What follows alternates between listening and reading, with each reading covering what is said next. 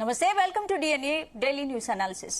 తెలంగాణ మంత్రివర్గ విస్తరణకు అంతా సిద్దమైనట్లు తెలుస్తోంది. సీఎం రేవంత్ ఢిల్లీలో ఉన్నారు. 6గురికి మంత్రివర్గంలో బెర్తులు ఖాళీ ఉండగా 4 పేర్లు ఖాయం చేస్తారని తెలుస్తోంది. సామాజిక వర్గాలు, మహిళా కోట రాబోయే ఎన్నికలను దృష్టిలో ఉంచుకుని మంత్రివర్గ విస్తరణ చేస్తారని తెలుస్తోంది. దీంతో ఆశావహులు మళ్లీ ఢిల్లీలో చక్కర్లు కొడుతున్నారు. దీనిపై డిఎన్ఏలో చర్చిద్దాం.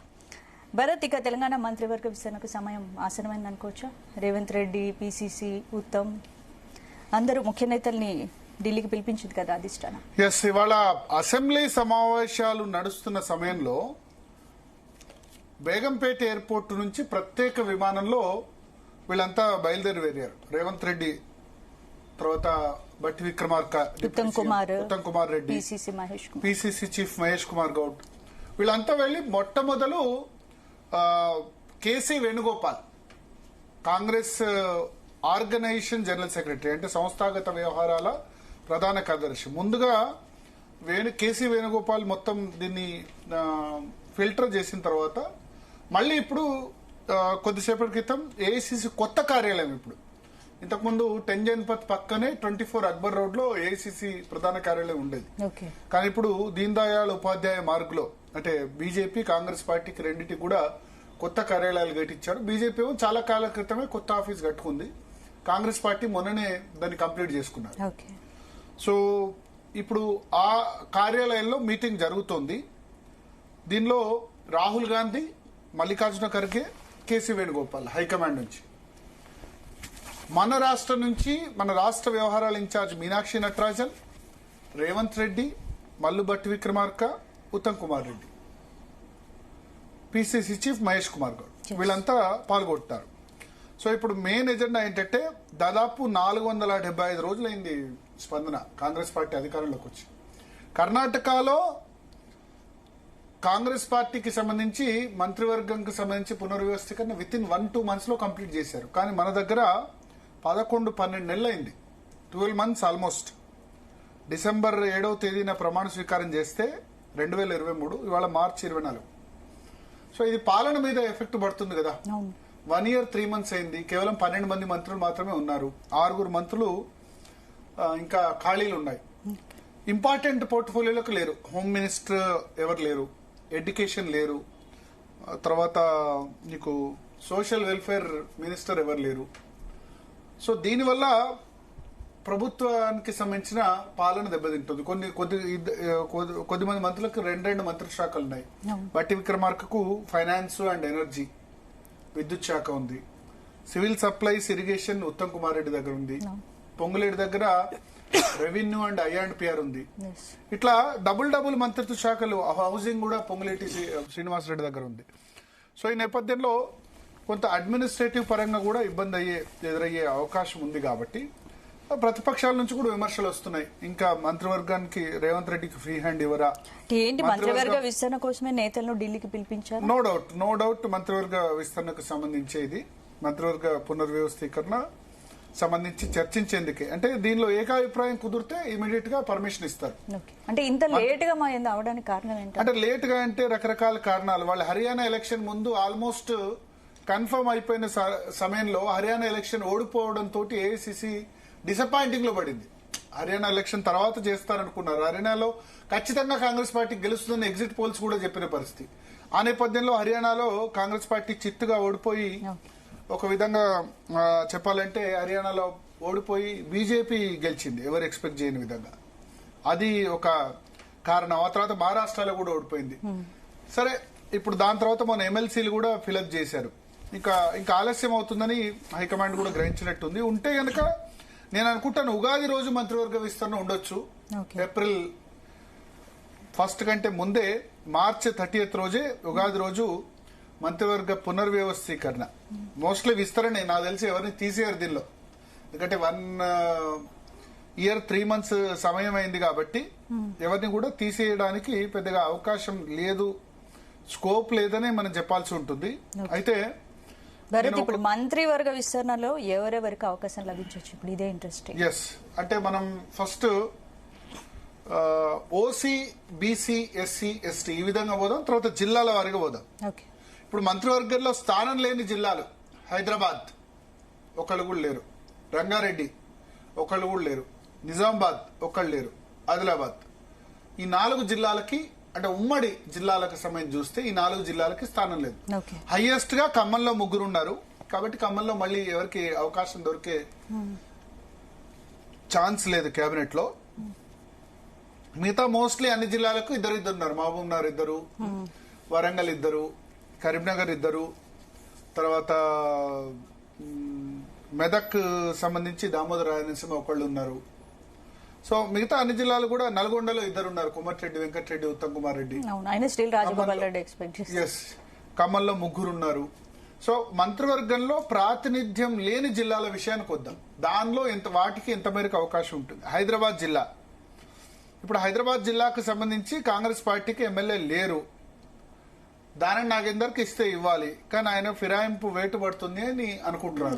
దానం నాగేందర్ అడుగుతున్నారు, కానీ ముఖ్యమంత్రి సుముఖంగా లేరు. ఇంకా వేరే బట్టి విక్రమార్క లేదా ఉత్తమ్ కుమార్ రెడ్డి వాళ్ళు కూడా సపోర్ట్ చేసే అవకాశం లేదు. ఉంటే గనక డైరెక్ట్ గా హైకమాండ్ కోటా నుంచి ఏమన్నా తెచ్చుకోవాలి దానం నాగేందర్. హైదరాబాద్ నుంచి మరొక వ్యక్తి ఆశిస్తుంది, బలిమూరి వెంకట్ ఎమ్మెల్సీ. కొత్తగా ఎమ్మెల్సీ అయ్యారు. అధికారంలోకి రాగానే మొట్టమొదటి ఎమ్మెల్సీ బల్మూరి వెంకట్కే ఇచ్చారు.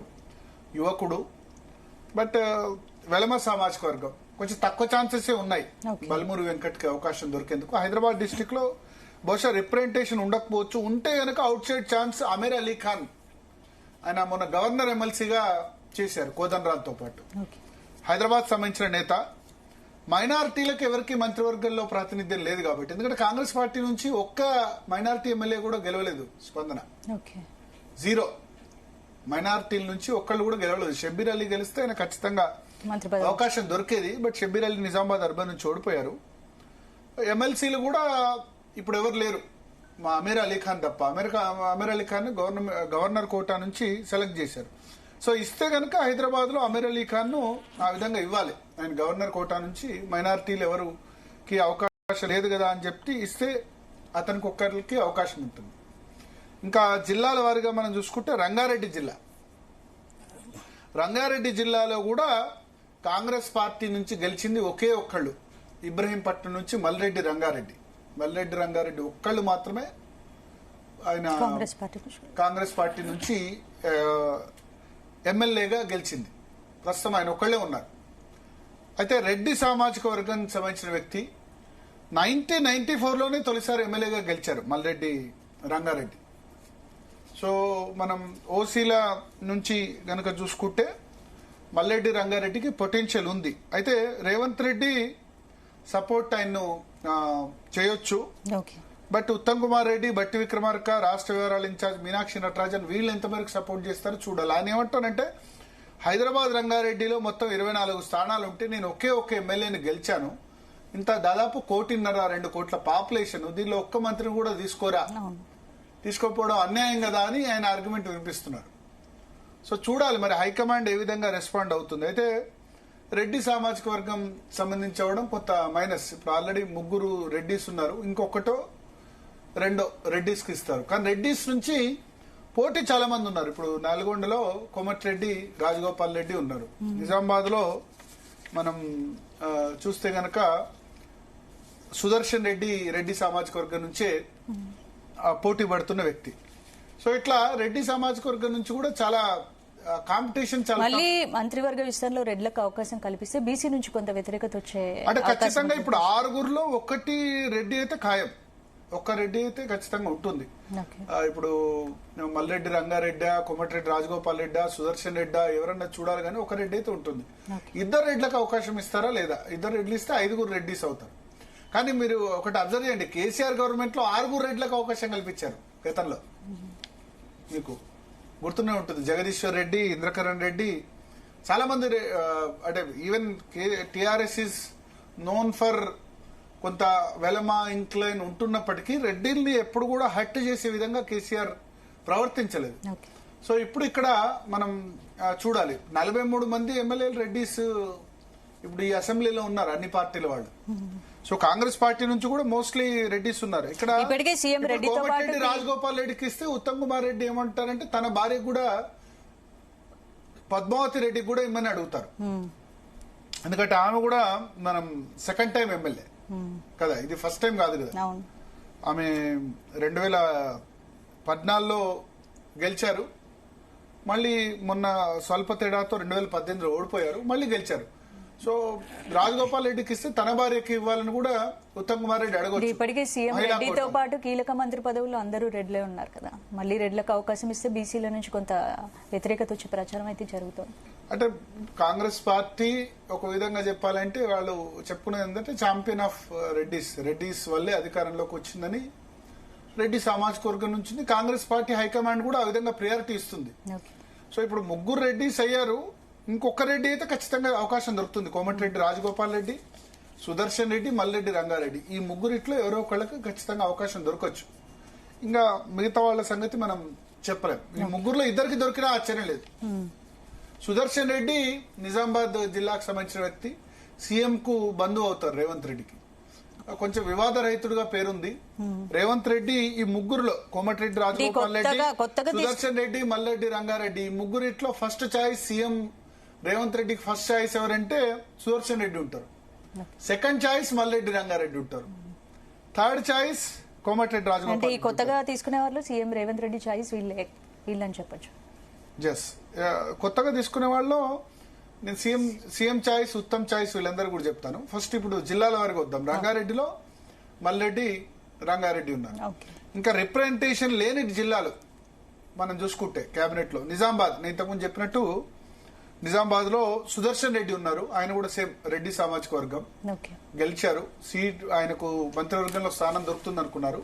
సీఎం ఖచ్చితంగా ఆయన పేరు, సుదర్శన్ రెడ్డి పేరు ఫస్ట్ చాయిస్ లో పెట్టుకుంటారు రేవంత్ రెడ్డి. అయితే నిజామాబాద్ జిల్లా నుంచే మదన్ మోహన్ కూడా అడుగుతున్నారు స్పందన. మదన్ మోహన్ రావు ఎర్రబెల్లి దయాకర్ రావు అల్లుడు, ఆయన వెల్మ సామాజిక వర్గం. వెల్మ సామాజిక వర్గానికి జూపల్లి కృష్ణారావు ఒకళ్ళు ఉన్నారు, ఇంకొక బెర్త్ కోసం అడుగుతున్నారు. అయితే మదన్ మోహన్ రావుకు పోటీ ఆదిలాబాద్ లో ప్రేమ్ సాగర్ రావు కూడా ఉన్నారు, ఆయన వెల్మ ఈయన వెల్మ. సో నిజామాబాద్ లో ఒకవేళ అక్కడ ఆదిలాబాద్ లో ప్రేమ్ సాగర్ రావుకి వస్తే ఇక్కడ మదన్ మోహన్ రావుకు అవకాశం దొరకదు. మోస్ట్లీ నిజామాబాద్ సుదర్శన్ రెడ్డికి ఎక్కువ అవకాశం మనకు కనిపిస్తుంది, ఒకవేళ గనక మంత్రివర్గంలో నిజామాబాద్ జిల్లా గనక ప్రాతినిధ్యం కల్పించదుంటే. ఇంకా ఆదిలాబాద్ జిల్లా, ఉమ్మడి ఆదిలాబాద్ జిల్లాలో ఇద్దరు ప్రముఖంగా పోటీ పడుతున్నారు. వివేక్ వెంకటస్వామి ఎస్సీ మాల సామాజిక వర్గం నుంచి ఆయన గట్టిగా పోటీ పడుతున్నారు. హైకమాండ్ ఆయనకు అష్యూరెన్స్ ఇచ్చింది ఎన్నికల ముందే. ఏం చెప్పిందంటే మళ్ళీ బీజేపీ నుంచి పార్టీలో చేరే ముందు మీరు పార్టీలో చేరితే గనక మేము మళ్ళీ కేబినెట్ లో తీసుకుంటాం అని చెప్పి హామీ ఇచ్చారు. ఆయనకి కొడుక్కి ఎంపీ సీటు, ఈయనకి ఎమ్మెల్యే సీటు, తర్వాత బ్రదర్ వినోద్ కూడా ఎమ్మెల్యేగా గెలిచారు. ఆయన పార్టీ వీడలేదు, పార్టీలో మళ్ళీ కాంగ్రెస్ పార్టీలో వీళ్ళకంటే ముందే జాయిన్ అయ్యారు. అయితే వినోద్ కూడా అడుగుతున్నారు మంత్రివర్గంలో చోటు, తనకు అవకాశం కల్పించండి, ఎందుకంటే వివేక్ ఆయన పార్టీ మారొచ్చారు. ఆ ఫ్యామిలీలోనే ఇద్దరు అడుగుతున్నారు, వివేక్ అడుగుతున్నారు, వినోద్ అడుగుతున్నారు. అయితే వినోద్ కంటే వివేక్ కి హైకమాండ్ అష్యూరెన్స్ ఇచ్చింది. ఆయన టీవీ ఛానల్ అధినేత కావడం ప్లస్ ఇండస్ట్రీస్ ఉండడం, కొంత గ్రిప్ ఉంది. పెద్దపల్లి పార్లమెంట్ లో చాలా పెద్ద ఎత్తున పట్టుంది. పెద్దపల్లి పార్లమెంట్ పరిధిలోనే ఆయన కుమారుడు వంశీ ఎంపీగా ఉన్నారు. సో హైకమాండ్ ఇచ్చిన హామీ మేరకు తనకు అవకాశం దొరుకుతుంది. ప్లస్ ఎస్సీ వర్గీకరణ చేశారు కాబట్టి ఇప్పుడు ఎస్సీ వర్గీకరణ వల్ల మాదిగల్ని సంతృప్తి పరిచారు. మాలలు కొంత డిసప్పాయింట్ గా ఉన్నారు కాబట్టి వాళ్ళని అప్పీల్ చేసేందుకు ఇప్పుడు ఆల్రెడీ మాలల మంత్రివర్గంలో బట్టి విక్రమార్క ఉన్నారు, తర్వాత speaker Prasad Kumar also Mala. But ఇంకొకటి కూడా మళ్ళీ ఇస్తారా అంటే మాలల్ని సాటిస్ఫై చేసేందుకు ఇంకొకటి కూడా ఇస్తారా కేబినెట్ లో అన్నది చూడాలి. అయితే హైకమాండ్ నుంచి అయితే అష్యూరెన్స్ ఉన్నట్టుగా తెలుస్తుంది వివేక్ వెంకటస్వామి. సో ఆదిలాబాద్ జిల్లాలో ఆయనకు దొరకవచ్చు. అయితే రేవంత్ రెడ్డి కూడా సపోర్ట్ చేయొచ్చు వివేక్ వెంకటస్వామికి బెర్త్ విషయంలో. అయితే బట్టి విక్రమార్క దీన్ని వ్యతిరేకించవచ్చు ప్రధానంగా. బట్టి విక్రమార్కకు అక్కడ ప్రేమ్ సాగర్ రావు అత్యంత సన్నిహితుడు, ఉత్తమ్ కుమార్ రెడ్డి కూడా బహుశా ప్రేమ్ సాగర్ రావు వైపు కొంత మొగ్గు చూపే అవకాశం ఉంది, బట్టి విక్రమార్క అండ్ ఉత్తమ్ కుమార్ రెడ్డి. ఎందుకంటే బట్టి విక్రమార్క పాదయాత్ర మొదలు పెట్టిందే ఆదిలాబాద్ జిల్లాలో ప్రేమ్ సాగర్ రావు సహకారంతో. సో ఆయనకు ఒక ఛాయిస్ ఇచ్చి మీరు మంత్రివర్గంలో ఒక వ్యక్తిని పెట్టండి అంటే ఆయన కోరుకునే పేరు ఫస్ట్ ప్రేమ్ సాగర్ రావు, బట్టి విక్రమార్క. సో అందుకని మంచిర్యాల నుంచి ఎమ్మెల్యేగా ఉన్న ప్రేమ్ సాగర్ రావు వెల్మ సామాజిక వర్గానికి సంబంధించిన వ్యక్తి, ఆయన కూడా రేసులో ఉన్నారు. వాళ్ళ తరపు వాదన ఏంటంటే ఆల్రెడీ వివేక్ ఫ్యామిలీలో 3 ఉన్నాయి, ముగ్గురికి అవకాశం దక్కింది. వినోద్ ఎమ్మెల్యేగా ఉన్నారు, వివేక్ ఎమ్మెల్యేగా ఉన్నారు, ఎంపీగా ఆయన కొడుకు వంశీ ఉన్నారు. కాబట్టి ముగ్గురు ఉన్నారు. కాబట్టి మా మంత్రివర్గంలో కూడా మళ్ళీ వాళ్ళకి అవకాశం ఇస్తే అది కరెక్ట్ కాదు. మేము మొదటి నుంచి పార్టీలో ఉన్నాం కదా. ప్రేమ్ సాగర్ రావు 2007 ఆ టైంలో ఎమ్మెల్సీగా ఉన్నారు. ఆదిలాబాద్ జిల్లాలో కాంగ్రెస్ పార్టీకి పెద్ద దిగ్గా ఉన్నారు. కాబట్టి ఆయన తనకు అవకాశం కల్పించమని అడుగుతున్నారు. సో దీనిలో బట్టి విక్రమార్క ఛాయిస్ ఒకళ్ళు ప్రేమ్ సాగర్ రావు అయితే, హైకమాండ్ కోటాలో వివేక్ ఆశిస్తున్నారు. అట్లాగే రేవంత్ రెడ్డి కూడా వివేక్ ను మంత్రివర్గంలో తీసుకునేందుకు ప్రధానంగా చూడొచ్చు. సో ఇప్పుడు ఆ మంత్రివర్గంలో ప్రాతినిధ్యం లేని జిల్లాలు 4 జిల్లాలకు సంబంధించిన డిస్కషన్ అయింది. హైదరాబాద్ నుంచి అమీర్ అలీ ఖాన్ కు అవకాశం ఉంటే మైనార్టీ కోటాలో ఉంటే ఉంటుంది, ఎందుకంటే మైనార్టీ నుంచి ఒకళ్ళు కూడా లేరు కాబట్టి. రంగారెడ్డి నుంచి మనకు మల్రెడ్డి రంగారెడ్డి ఆయన అడుగుతున్నారు, రెడ్డి సామాజిక వర్గం. బట్ పెద్దగా ఆయన పుష్ చేసేవాళ్ళు లేరు. అటు బట్టి విక్రమార్క పుష్ చేయరు, ఉత్తమ్ కుమార్ రెడ్డి పుష్ చేయరు, రేవంత్ రెడ్డి పుష్ చేస్తారు. కానీ సుదర్శన్ రెడ్డి తర్వాత చాయిస్ ఆయన ఉంటారు. సో ఇప్పుడు ఇవి హైదరాబాద్ రంగారెడ్డి. ఇంకా నిజామాబాద్ లో సుదర్శన్ రెడ్డి చాలా గట్టిగా అడుగుతున్నారు.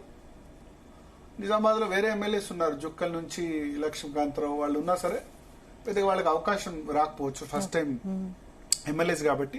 సుదర్శన్ రెడ్డి చాలా ముందంజలో ఉన్నారు. చూడాలి మరి అక్కడ నుంచి, ఎందుకంటే మదన్ మోహన్ ఎల్లారెడ్డి నుంచి ఆయన కూడా అడుగుతున్నారు. ఆయన కూడా హైకమాండ్ ద్వారా ప్రయత్నాలు చేసుకుంటున్నారు మదన్ మోహన్. అయితే మదన్ మోహన్ కు బట్టి గాని ఉత్తమ్ గాని సపోర్ట్ చేయొచ్చు ఈ మంత్రి పదవి విషయంలో. ఓకే. సో ఆదిలాబాద్ జిల్లాలో నేను చెప్పినట్టు వివేక్, ప్రేమ్ సాగర్ ఇద్దరు కూడా ఆశిస్తున్నారు. ఇది ఓవరాల్ గా జిల్లాల వైజ్ ఖాళీ ఉన్న జిల్లాలకు సంబంధించి.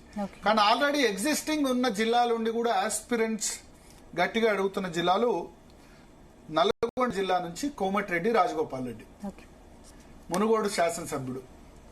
సో ఆయనకు కూడా అష్యూరెన్స్ ఇచ్చారు, సేమ్ వివేక్ వెంకటస్వామి లాగా. మనకు తెలుసు మునుగోడు బై ఎలక్షన్ కూడా బీజేపీలో జాయిన్ అయ్యి ఆయన పోటీ చేశారు. అంత తీవ్రంగా విభేదించి మళ్లీ సరిగ్గా ఎన్నికల సమయంలో పార్టీకి వచ్చారు. అప్పుడు కాంగ్రెస్ పార్టీ అధిష్టానం కోరిక మేరకు బీజేపీ నుంచి కాంగ్రెస్ పార్టీకి జంప్ అయి మునుగోడు నుంచి పోటీ చేసి గెలిచి వచ్చారు. ఆయనకు ఆ సమయంలో మంత్రి పదవి ఇస్తామని చెప్పారు, హామీ ఇచ్చారు. కానీ ఇప్పుడు పర్ఫెక్ట్ అష్యూరెన్స్ లేదు. ఇప్పుడు ఏమంటారంటే చీఫ్ విప్ ఇస్తాము, లేకపోతే మంత్రి పదవి ఇస్తామో లేదో అన్న విధంగా హైకమాండ్ మాట్లాడడంతో ఆయన కొంత ఆగ్రహం వ్యక్తం చేస్తున్నారు. మనం చూసాం 2-3 నెలల క్రితం స్పందన ఆయన స్టేట్మెంట్ ఇచ్చారు, కోమటిరెడ్డి రాజగోపాల్ రెడ్డి. కేసీఆర్ పాలనే బాగా నయం అని కొద్దిమంది అంటున్నారు. కొంచెం ప్రో కేసీఆర్ స్టేట్మెంట్స్ ఇచ్చారు. మొన్న అసెంబ్లీలో కూడా యాదగిరిగుట్ట విషయంలో, టెంపుల్ విషయంలో కేసీఆర్ ను ఆయన పొగిడారు. సో ఒకవేళ మంత్రి పదవి రాకపోతే మాత్రం కోమటిరెడ్డి రాజగోపాల్ రెడ్డి తీవ్ర అసంతృప్తి వ్యక్తం చేసే అవకాశం ఉంది. ఆయన కామ్ గా అయితే కూర్చోడు. మిగతా వాళ్ళ సంగతి ఏమో గానీ మంత్రివర్గంలో చోటు దొరకకపోతే మాత్రం రాజగోపాల్ రెడ్డి రచ్చ క్రియేట్ చేయడం ఖాయం. కాంగ్రెస్ పార్టీలో అసంతృప్తి జ్వాలలు క్రియేట్ చేయడం ఖాయం. అయితే రాజగోపాల్ రెడ్డి, కోమటిరెడ్డి వెంకటరెడ్డి ఇద్దరు కూడా brothers, Komatireddy brothers. Elections Munugode elections వరకు కూడా దాదాపు కలిసి ఉన్నారు. ఈవెన్ మీరు ఆలోచించండి, మునుగోడులో బీజేపీ నుంచి రాజగోపాల్ రెడ్డి పోటీ చేస్తే కోమటిరెడ్డి వెంకటరెడ్డి కాంగ్రెస్ పార్టీలో ఉండి ఆయనకు వ్యతిరేకంగా ప్రచారం చేయలేదు. ఆ మునుగోడు ఎలక్షన్ సమయంలో ఆయన ఆస్ట్రేలియాలో ఇక్కడికి వెళ్లిపోయినారు. అంత కలిసి ఉన్న బ్రదర్స్ మధ్య, కోమటిరెడ్డి బ్రదర్స్ మధ్య ఇటీవల పడట్లేదు వాళ్ళిద్దరికి. మంత్రివర్గంలోకి రాజగోపాల్ రెడ్డి రాకను వెంకటరెడ్డి స్వాగతించట్లేదు అని చెప్తున్నారు. సో కోమటిరెడ్డి వెంకటరెడ్డి రేవంత్ రెడ్డిని కూడా తీవ్రంగా వ్యతిరేకించారు. రేవంత్ రెడ్డి పీసీసీ అధ్యక్షుడు అయినప్పుడు అని 50 కోట్ల పెట్టి డబ్బులు ఇచ్చి కొనుక్కున్నారని చెప్పి నేను గాంధీ భవన్ కి రానని ఆరోపించారు. 2-3 సంవత్సరాలు ఆ విధంగా అసమ్మతి కంటిన్యూ అయింది. కానీ కరెక్ట్ గా ఎలక్షన్ సమయంలో కొంత ప్యాచప్ అయింది. రేవంత్ రెడ్డిని చీఫ్ మినిస్టర్ గా డిక్లేర్ చేసిన తర్వాత కోమటిరెడ్డి వెంకటరెడ్డి మాత్రం అవుట్ రైట్ గా అటాచ్ అయిపోయారు రేవంత్ రెడ్డితో. ఆయన నాయకత్వాన్ని యాక్సెప్ట్ చేసినట్టుగా చెప్తున్నారు. ఆశ్చర్యకరంగా కోమటిరెడ్డి వెంకటరెడ్డి ఈ మంత్రివర్గంలో తన చాయిస్ తన తమ్ముడు రాజగోపాల్ రెడ్డి కాకుండా బీర్లా ఎలై యాదవ్ కో, ఇక్కడ ఆలేరు ఎమ్మెల్యే ఆయనకో, లేకపోతే ఇంకెవరికో అవకాశం ఇవ్వమని చెప్తున్నారు తప్ప తమ్ముడు కోమటిరెడ్డి రాజగోపాల్ రెడ్డికి అవకాశం ఇవ్వని అడగట్లేదు. మరి ఎందుకో జిల్లాలో తన ప్రాబల్యం తగ్గుతుందనో ఏంటనో. అదే జిల్లాలో ఉన్న ఉత్తమ్ కుమార్ రెడ్డి కూడా రాజగోపాల్ రెడ్డి మంత్రివర్గంలో ఇస్తా అంటే ఆయన యాక్సెప్ట్ చేయరు. నేను ఇంతకుముందు చెప్పినట్టు తన భార్య ఉత్తమ్ పద్మావతి రెడ్డికి ఆమెకు ఒకే చోటు నుంచి ఆల్రెడీ ముగ్గురు రెడ్లు అవుతారన్న కూడా తీసుకురావచ్చు హైకమాండ్ ఒకటే జిల్లా. కానీ Nalgonda is known for Reddy district. Jana Reddy, Uttam Kumar Reddy, Damodar Reddy మొదటి నుంచి ఉంది కదా చాలా, కోమటిరెడ్డి వెంకటరెడ్డి. సో చాలా హెవీ వెయిట్స్ రెడ్డిస్ ఉన్న జిల్లా నల్గొండ జిల్లా. ఒక విధంగా నల్గొండ జిల్లా కాంగ్రెస్ పార్టీకి చాలా కాలం పాటు ఆక్సిజన్ అందించిన జిల్లా కూడా. మళ్లీ రివైవల్ అయింది కూడా నల్గొండ నుంచే అని మనం చెప్పాల్సి ఉంటుంది. మొన్న 12 సీట్లు 11 సీట్లు కొట్టేశారు. ఒక సూర్యాపేటలో జగదీశ్వర్ రెడ్డి తప్ప అందరూ గెలిచారు కాంగ్రెస్ పార్టీ నుంచి పోటీ చేసిన వాళ్ళు భారీ భారీ మెజార్టీలు. కాబట్టి చూడాలి మరి ఇక్కడ హైకమాండ్ డిసిజన్ అల్టిమేట్ గా రాజగోపాల్ రెడ్డి విషయంలో. సో రాజగోపాల్ రెడ్డికి బట్టి విక్రమార్క సపోర్ట్ చేయొచ్చు, మళ్ళీ ఉత్తమ్ కుమార్ రెడ్డి వ్యతిరేకించవచ్చు, రేవంత్ రెడ్డి వ్యతిరేకించవచ్చు, కానీ బట్టి విక్రమార్క సపోర్ట్ చేయొచ్చు. కానీ వెంకటరెడ్డి మాత్రం హార్ట్ఫుల్ గా సపోర్ట్ చేయట్లేదు. సో కోమటిరెడ్డి సోదరుల మధ్య ఐక్యత చెదిరిందా, ఐక్యత ఉందా అన్నది మనకి ప్రశ్నార్థమే. వాళ్ళిద్దరి మధ్య ఐక్యత ఉందా లేదా అన్నది. ఇంకా అంటే మంత్రివర్గంలో చాలా గట్టిగా అడుగుతోంది మాత్రం మనం ఈయన అని చెప్పొచ్చు. ఎవరు రాజగోపాల్ రెడ్డి అని చెప్పొచ్చు. ఇక ఒకళ్ళకి ఖాయంగా కనిపిస్తుంది మనకు, అది మహబూబ్ నగర్ జిల్లా నుంచి వాకిటి శ్రీహరి ముదిరాజ్. ఎందుకంటే ముదిరాజులకు మంత్రి పదవి ఇస్తా అని రేవంత్ రెడ్డి ఒట్టు పెట్టారు. జోగులాంబ అమ్మవారి ఒట్టు, యాదాద్రి అమ్మ దాని మీద ఒట్టు పెట్టారు ఖచ్చితంగా. Mudiraj single highest population Telangana రాష్ట్రంలో. కాంగ్రెస్ పార్టీ నుంచి ఒకే ఒక ఎమ్మెల్యే ఉన్నారు ముదిరాజ్ నుంచి గెలిచింది. ఎవరంటే వాకిటి శ్రీహరి ముదిరాజ్. వాళ్ళు ఇచ్చుడే 3 టికెట్లు ఇచ్చారు. ఆ 3 గెలిచింది వాకిటి శ్రీహరి ముదిరాజ్ ఒక్కళ్లే ప్రస్తుతం. సో ఆయనకి నీలం మధుకు గనక ఎమ్మెల్సీ ఇస్తే, దీపాదాస్ మున్షి ఉంటే ఎమ్మెల్సీ వచ్చేది నీలం మధు ముదిరాజ్ కి. కానీ దీపాదాస్ మున్షి ఆమె లేరు. కరెక్ట్ గా ఎన్నికల సమయంలో మీనాక్షి నటరాజన్ ను ఇన్ఛార్జ్ గా నియమించడంతో నీలం మధు ముదిరాజ్కి అవకాశం దొరకలేదు. సో వాకిటి శ్రీహరికి ఇప్పుడు మహబూబ్ నగర్ జిల్లా ఆల్రెడీ 2 ఉన్నారు. రేవంత్ రెడ్డి ఉన్నారు, జూపల్లి కృష్ణారావు ఉన్నారు మహబూబ్నగర్ జిల్లాలో. సో మరొక అవకాశం మహబూబ్నగర్ జిల్లా నుంచి 3వ మంత్రి పదవి వచ్చే అవకాశం ఉంది. అది వాకిటి శ్రీహరి ముదిరాజ్ కి వచ్చే అవకాశం మనకు కనిపిస్తుంది. ఇంకా ఆశిస్తున్న వాళ్ళు బీసీ నుంచి విజయశాంతి పేరు ప్రముఖంగా హైకమాండ్ కోటాలో విజయశాంతికి ఎవరు సపోర్ట్ చేయకపోవచ్చు. బట్టి సపోర్ట్ చేయకపోవచ్చు, ఉత్తమ్ సపోర్ట్ చేయకపోవచ్చు, రేవంత్ రెడ్డి సపోర్ట్ చేయకపోవచ్చు. ఎందుకంటే మరొక పవర్ సెంటర్ అయి కూర్చుంటుంది. ప్లస్ ఆమె ఎవరి మాట వినదు. ఒక విధంగా సీతయ్య లాగా ఎవరి మాట వినదు. సీతక్క, విజయశాంతి సీతక్క అనుకోవచ్చు. విజయశాంతికి మంత్రివర్గంలో చోటు దక్కుతుందనే ప్రచారం అయితే జరుగుతుంది. అక్కడ దక్కితే కరెక్ట్ గా మీనాక్షి నటరాజన్, రాహుల్ గాంధీ హైకమాండ్ కోట అంతే. లోకల్ లీడర్స్ ఎవరు సపోర్ట్ చేయరు. రేవంత్ రెడ్డి ఆమె మంత్రివర్గంలోకి తీసుకోవాలనుకోరు. ఉత్తమ్ బట్టి విక్రమార్క కూడా. ఎందుకంటే వాళ్ళే ఇప్పుడు ఉన్న వాళ్ళే మాకు ప్రాధాన్యత అనుకుంటారు. ఇంకా కొత్తగా మళ్ళీ విజయశాంతిని తీసుకొస్తే ఎట్లా అని వాళ్ళు అనుకునే అవకాశం ఉంది. సో విజయశాంతి కనుక మంత్రి పదవి వస్తే బీసీలు ఇప్పుడు 3కే అవకాశం ఉంది. కొండా సురేఖ, పొన్నం ప్రభాకర్ 2 మాత్రమే మనకి 12 మందిలో బీసీ మంత్రులు ఉన్నారు. కాబట్టి కనీసం ఇంకా, ఎందుకంటే 7 ఎమ్మెల్యేలు బీసీ నుంచి సామాజిక వర్గం నుంచి గెలిచారు. 2 మాత్రమే బీసీ మంత్రులు ఉన్నారు, కొండా సురేఖ, పొన్నం ప్రభాకర్. సో ఇప్పుడు మనం చూడాలి 3వ మంత్రికి అవకాశం దొరుకుతుందా లేదా అన్నది. 3వ మంత్రి ఖచ్చితంగా ఒక మంత్రి పదవి వేస్తే బీసీకి ఇస్తారు శ్రీహరి ముదిరాజ్కి. అయితే 4వ మంత్రి పదవి అంటే ఇక్కడ విజయశాంతికి వస్తుందా లేదా అన్నది చూడాలి. మిగతా బీసీల్లో ఆది శ్రీనివాస్ కొంచెం అవకాశం ఉంది. మున్నూరు కాపు సామాజిక వర్గం, వేములవాడ నుంచి ఆయన గెలిచారు. మున్నూరు కాపు సంబంధించి ఏకైక వ్యక్తి.